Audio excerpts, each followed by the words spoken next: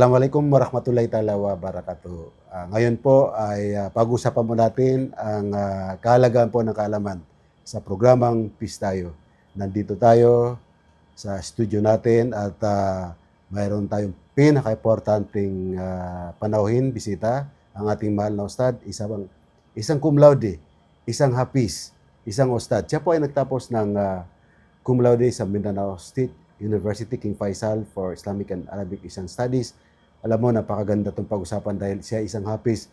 Hindi naging hadlang ang pagiging hafiz. Siya po ay tumuloy sa pag-aral, naging cum laude at ngayon nasa National Commission Muslim Filipinos. At tanungin po natin, kapatid na ustad, pwede mo, bigyan mo kami ng konting kaalaman kung sino po yung ating buting panahon ngayong Peace Tayo program sa Bureau of Peace and Conflict Resolution. Assalamualaikum warahmatullahi ta'ala wabarakatuh. Ako pala ang inyong kapatid sa Islam, Muhammad Khalid M. Ismail. Alhamdulillah, tayo po ay ginantimpala ni Allah subhanahu wa ta'ala na ginabayan upang magsaliksik ng kaalaman sa Islam hanggang tayo po ay nakamemorize ng buong Quran, alhamdulillah, at nakapag-aral sa madrasa, graduate ng kulli at saka college sa Mindanao State University as a cum laude. So, isa sa tanong ni Director ay patungkol sa pagpapatuloy ng kaalaman sa mga estudyante sa mga madrasa. Napaka-importante po na sila ay magpatuloy sapagkat ito ay kautusan sa atin ng ating mahal na propeta Muhammad sallallahu alaihi wasallam, talabul ilm faridatun ala kulli muslim, na kung saan tayo inaatasan ng ating mahal na propeta Muhammad sallallahu alaihi wasallam na tayo mag-aral, magsalisik ng kaalaman sa Islam. Sapagkat sa pagsasaliksik ng kaalaman ay dito natin na itataguyod o kaya itataas ang karangalan ng ating relihiyong Islam. Unang-una sa lahat ng kamusliman ay wajib sa atin pag-aralan natin ang ating relihiyong Islam. Pagkatapos ay bukas na sa atin na pag-aralan natin ang lahat ng kaalaman.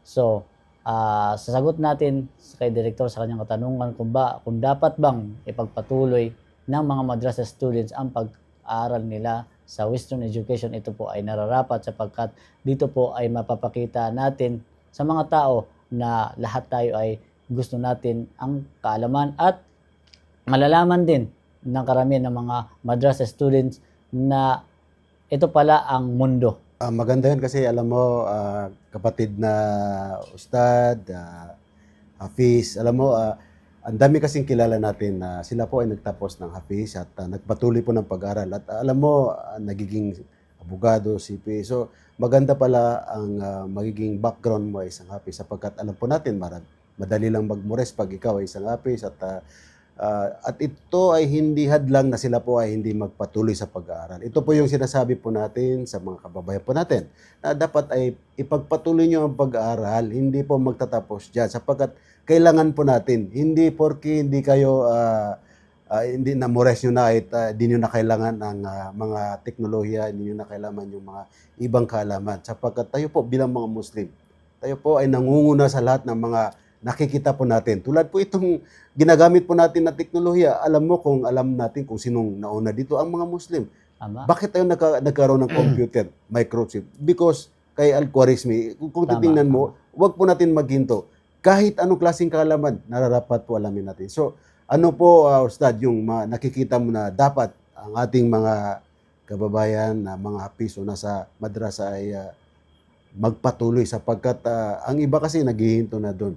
O ano yun po yung maisishare mo na ikaw ay hafiz, ikaw ay cum laude at nasa gobyerno ka at alam mo kapatid na hafiz, ustad, pag wala po tayong civil service, hindi po tayo makapagtrabaho. Now, ikaw ay naging cum laude, automatic na civil service eligible ka. Yun po yung nasa batas.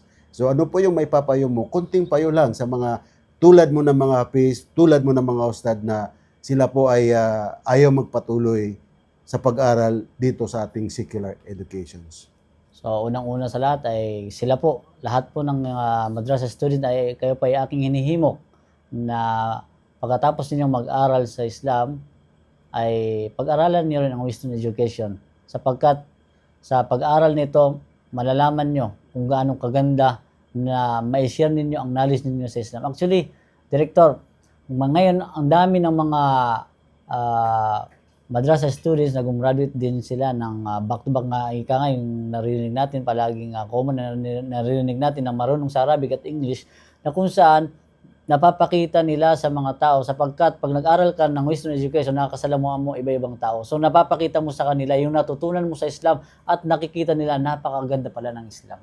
Napakaganda. Napakaganda ng Islam. So, yun po yung payo po natin sa kanila na hindi hadlang yung anuman ang na natapos mo sa madaras. Dapat ipagpatuloy natin Ipagpatuloy mo. yan. So, dapat kasi, ang nakikita natin na kapatid, itong pagiging hafiz, yung mga ustad, alam mo, yan po ay napakagandang pundisyon na ipagpatuloy nila ang kanilang kaalaman sa secular educations. So, bilang head ng Religious Leader Cluster, ng National Action Plan, tayo po ay may mga programa, yung mga hafiz dyan na gusto nila kasi alam mo kapatid, ang napag-usapan doon ay hindi po nila gustong maging classmate yung alam mo, mas tumanda na sila sa madaling salita.